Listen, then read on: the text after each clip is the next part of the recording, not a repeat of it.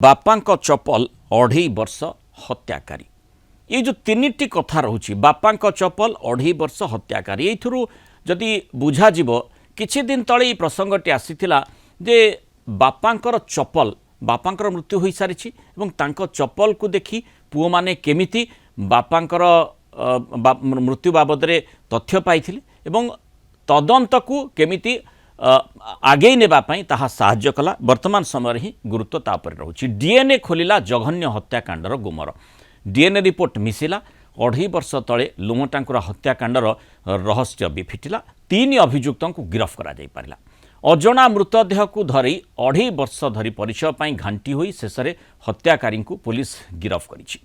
गुणीगारेडी संदेहरु अति विभत्स भावे हत्या करा जिवा सहित सबु प्रमाण नष्ट करा जाइथिला। 2023 मसीहा नवेम्बर 8 तारिख उदला थाना बहुबंध सुरेसाही काजू जंगल गोटे परित्यक्त कूଅ भितरु पत्थर बंधा जाई पड़िथिबा मृतदेह को पुलिस उद्धार करथिला।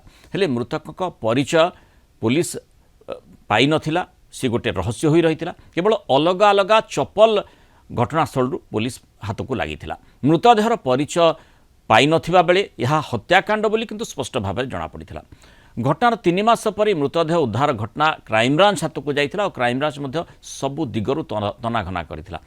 अचानक किंतु जून 17 तारिख रे निखोज बापा को खोजी खोजी थाना रे पहुंची सुखासाही गाँवर विश्वनाथ सिंह।